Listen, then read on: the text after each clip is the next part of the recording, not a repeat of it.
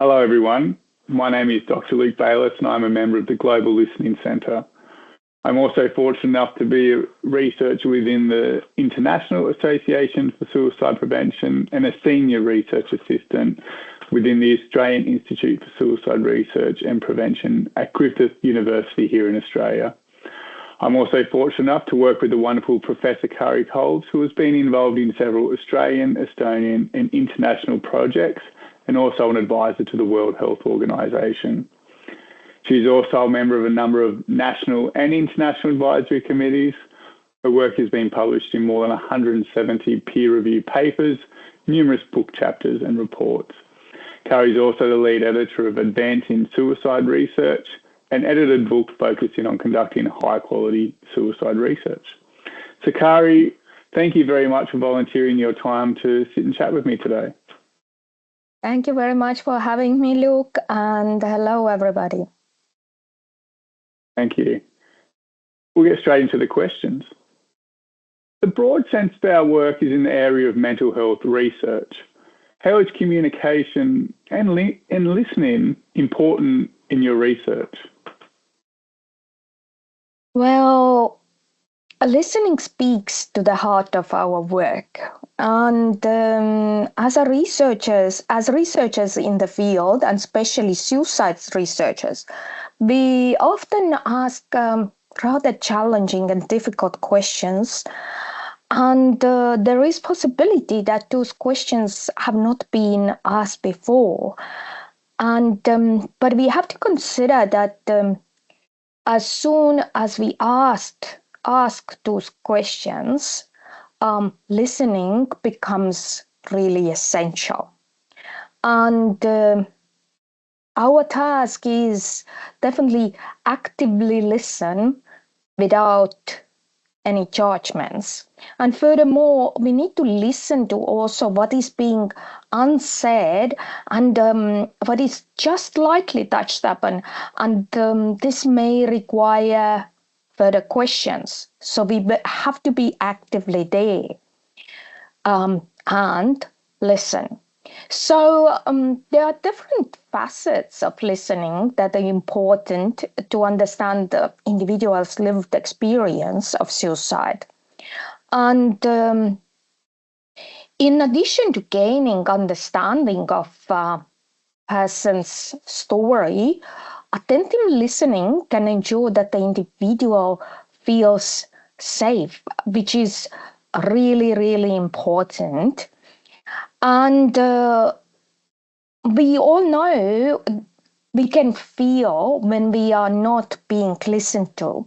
And it can be really upsetting. We feel like what we are saying doesn't really matter. And it can make a block. It can block further disclosures. And when we consider that for individuals who are experiencing or have been experiencing suicidal thoughts, not being listened to can be highly detrimental. So listening is really critical in our work for individuals to feel safe during current and also future disclosures, and it gives important grounds for our research. Wonderful, thank you. Yes, I feel that being able for someone to be able to talk freely without judgment is particularly important. And how do communication and listening play a role in the possible prevention of suicide? So that's a good question. Talking and listening is a huge part of suicide prevention. For example, the recent World Suicide Prevention Day called for changing the narrative with the message to start the conversation. And changing this narrative means there is a dialogue and people are communicating. However, it is also content of the dialogue that requires change. Our conversation should aim to reduce stigma, silence, and misunderstanding. And from suicide prevention perspective, there is need both top-down and bottom-up approaches. So, for example, the conversation may start with the governments through the policy development, public health campaigns, and very crucial funding. So this is kind of endures a top-down approach with government doing the talking and others listening at a time. Now, of course, crucial is also that we need to have bottom-up approach, and individuals are communicating their needs, people with lived experience, and this information should be then in a meaningful way used to inform suicide prevention strategies for clinicians, workplaces, communities, and governments.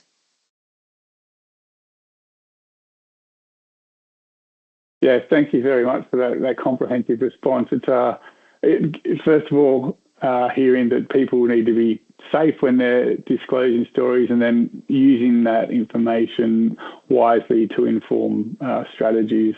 Thank you. Thanks a lot. We'll move on to the next question. There have been a lot of studies that seem to show a link between suicide and social isolation. Has your research found such a link? And also, do communication and listening have a role to play in these people's lives? Well, yes. It's in suicide research and in understanding of suicidal behaviors, it is important, obviously, to understand that it is a multidimensional phenomenon. But humans are social beings and cannot exist for long outside outside a social environment, especially they can't be for long in social isolation by their nature. And here, when we start with some theoretical aspects, then, for example, Durkheim already over 100 years ago emphasized the importance of our social links, and in his theory about sociology in general, creating sociological thought and empirical part of it, suggested that extremes of social integration, too little or too much, can actually lead to suicide. And jumping now ahead and coming to the contemporary theories, for example, Joanna notes that a lack of belongingness is a key driver of suicidality. So definitely social links are critical for us, and social isolation is an important risk factor for suicidal behavior. And for example, a recent literature review of more than 40 studies found that the majority of the studies supported that kind of proposed causal link between social isolation and suicidal behavior. And at the same time, it's not just suicide, it has been shown in recent meta-analysis is that it's a risk factor for all-cause mortality. I mean, social isolation. So evidence is there. And when I'm talking specifically about my research, for example, in one of our studies in among farmers, it was a qualitative study, and we found that loneliness and isolation was an important theme. And for example, one participant noted that I think we don't talk to enough people. So kind of reflecting on isolation. And obviously, social isolation is further increasing through urbanization and globalization, and more recently also COVID-19 pandemic contributed to further social isolation as many people obviously for the lockdowns we were forced into isolation. So what can be done here? So despite there are like specific types of studies such as brief contacts like which have shown some promising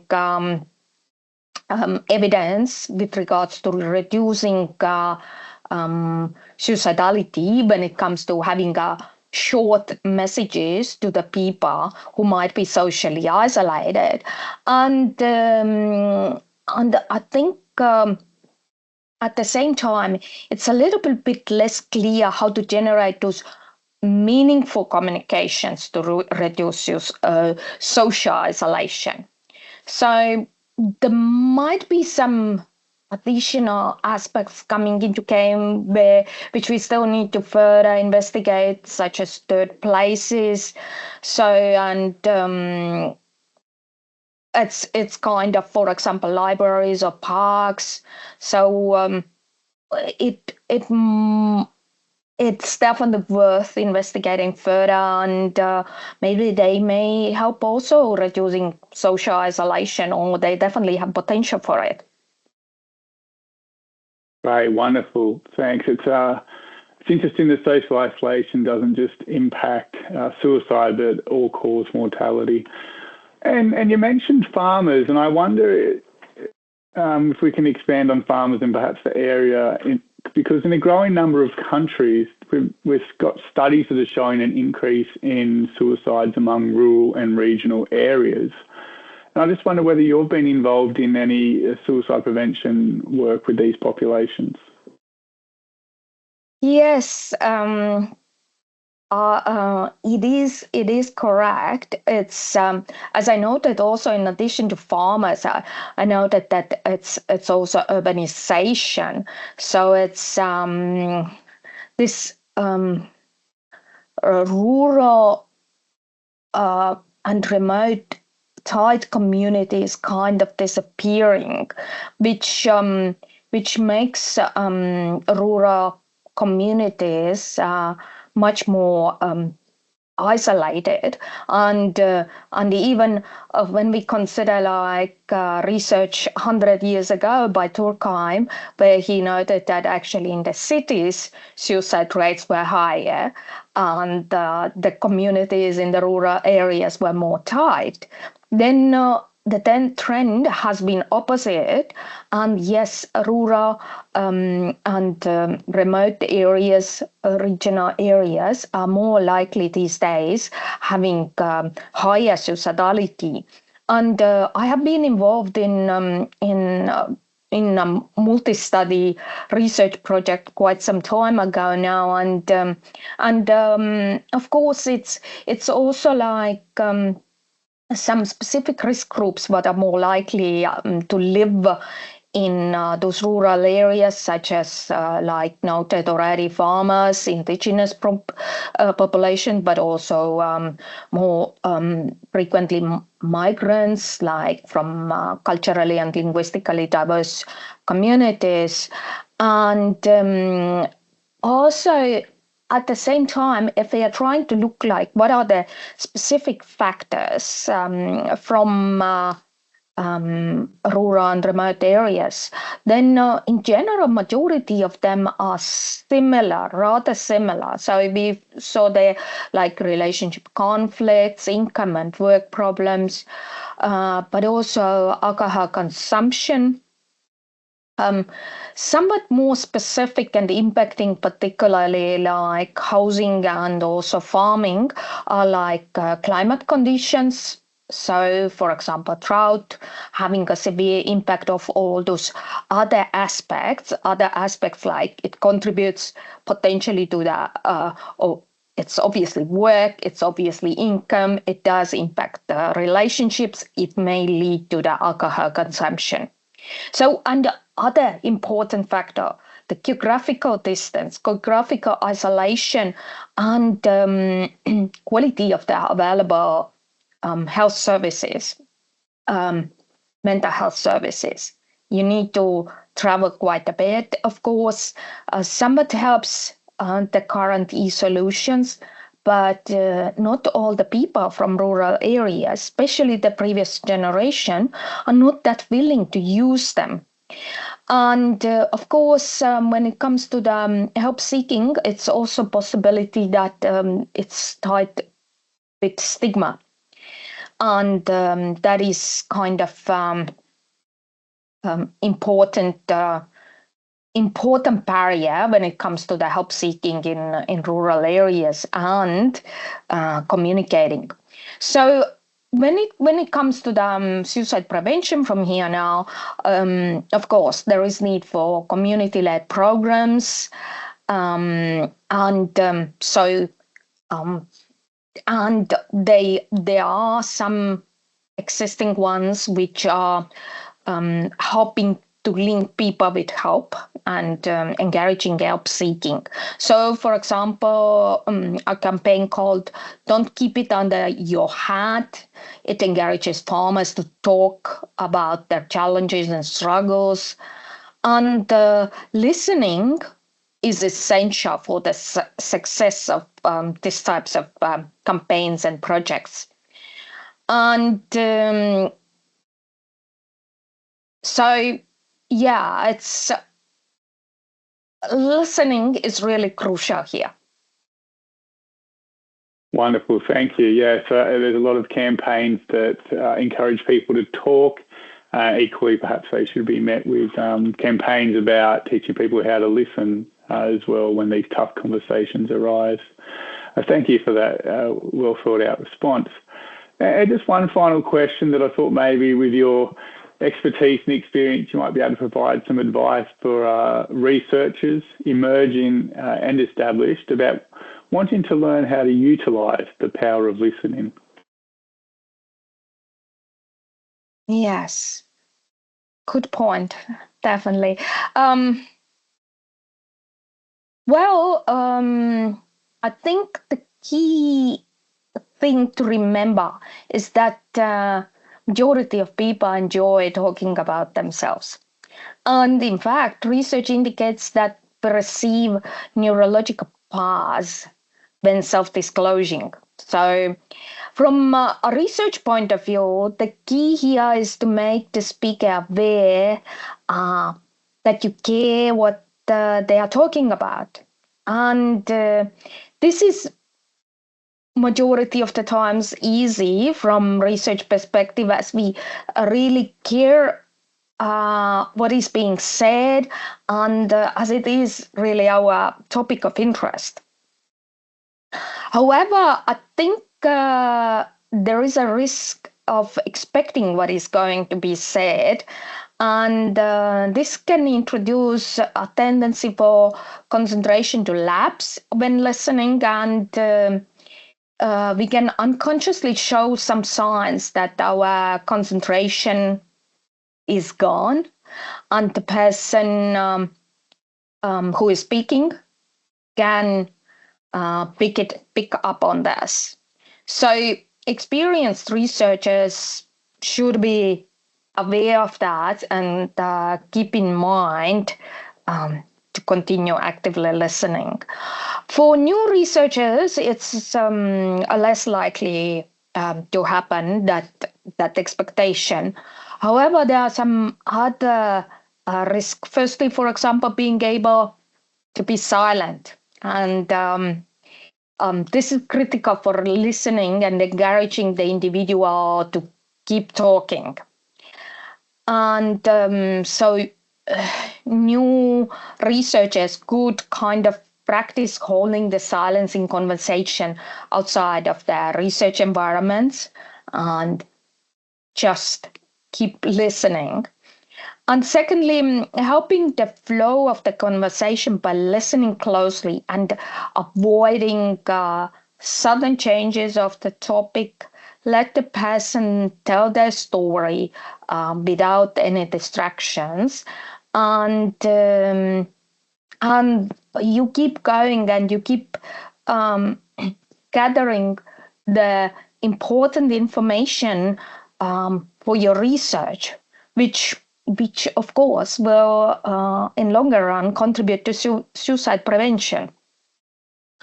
And to summarize, listening is not only essential to learning, but it's needed also for strong relationships. And as I have learned over my now longer period of time in Australia, some Australian slang, so your ears aren't painted on. Use them. Yes, well said. Yes, I'm sure there's many of Australians who have heard that saying before. Look, Kairi, thank you very much for your time. Very appreciated having you here and being able to share your wisdom with everyone here at the festival. So thank you. Thank you. And I wanted also just to thank the Global Listening Center for promoting the value of listening globally. Great. Thank you very much.